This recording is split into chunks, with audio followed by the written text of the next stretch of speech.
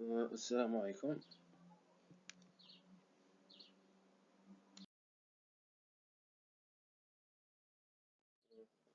السلام عليكم.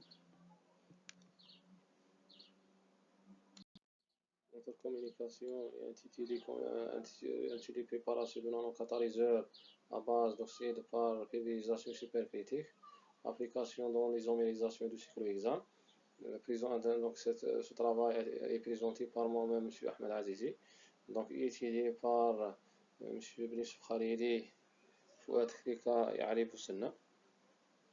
Donc les nanocatalyseurs représentent une intérêt industriel et pléthorique obtenu à partir des produits d'isomérisation de cycle hexane où ils présentent un intérêt particulier pour la pétrochimie. La recherche de nouveaux matériaux, en particulier les oxydes mixtes, présentent des propriétés diversifiées et une stabilité thermique importante. Ces oxydes mixtes peuvent être utilisés soit comme support ou bien directement comme catalyseur. Donc, si un nanocatalyseur peut être préparé par plusieurs méthodes telles que l'imprégnation, précipitation, méthode sol-gel, qui est notre méthode de choix. Cette méthode a des propriétés intéressantes telles que permettre d'obtenir de bonnes dispersions avec excellente homogénéité des produits. Donc, ils permettent de préparer des divers types de matériaux tels que notre produit nanoparticules à partir d'un motif élémentaire moléculaire.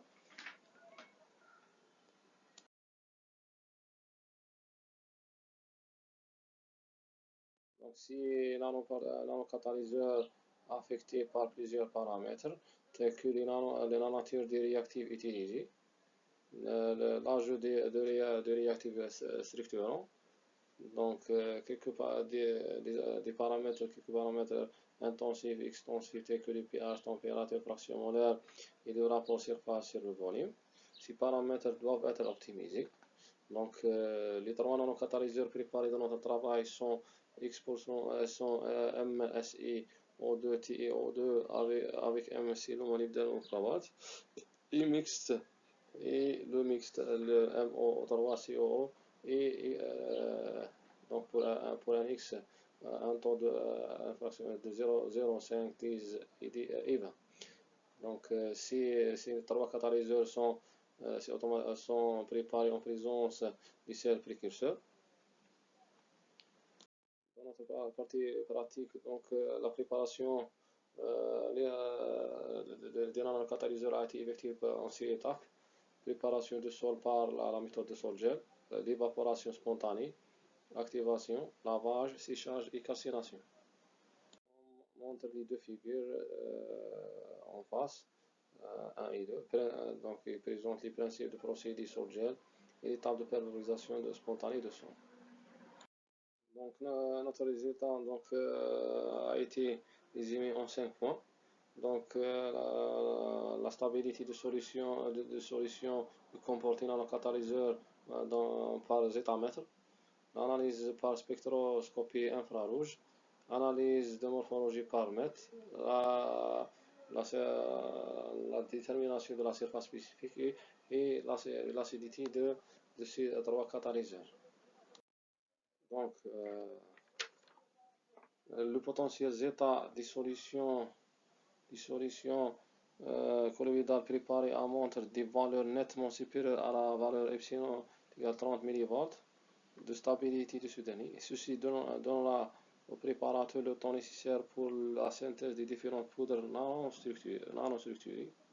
L'analyse par spectroscopie infrarouge des trois nanocatalyseurs a été contribué à des différentes bandes entre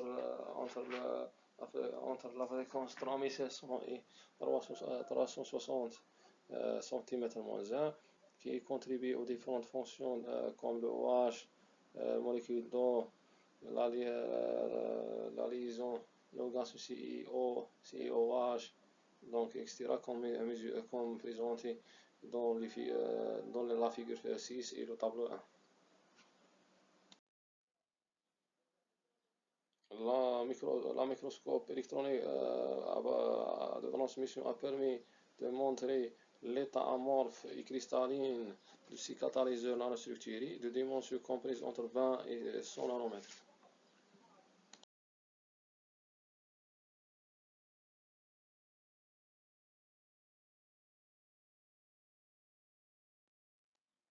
La surface spécifique des nanostructures a été effectuée par l'appareil BioT. Donc, cette surface a été de l'ordre de 143,082 m² par gramme pour les nanostructures à base de CO2, TiO2. Les nanostructures structurées à base de 5% molybdène O3, CO2, TiO2 développent des surfaces relativement plus faibles.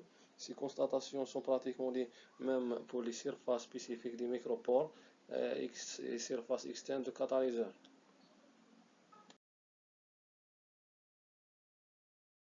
Les nanostructures ont montré une acidité aléatoire avec des maximums et des minimums de 1,9 à 1,2 mg par gramme de catalyseur. Les catalyseurs nanostructurés promis à 5% en oxyde de métaux, molybdène et cobalt ont présenté la meilleure acidité de 1,9 à 1,6 mg par gramme de catalyseur. Pour les catalyseurs qui contiennent les éléments molybdène et cobalt ont montré une diminution des catalyseurs qui contiennent les éléments molybdène et cobalt en montrant une diminution de 1,9 mg par gramme. L'acidité du catalyseur nanostructuré diminue pour les métaux, les taux en métaux supérieurs à 5% et par conséquent le comportement mutuel n'a pas présenté de synergie. Et tellement le temps est très limité, donc on conclut que les nanocatalyseurs synthétisés à base de TMO et cobalt sur les CO2 capables de présenter une activité à d'isomérisation assez élevée. Des tests d'activité de ce catalyseur ont été réalisés sur une molécule sonde de cyclohexane.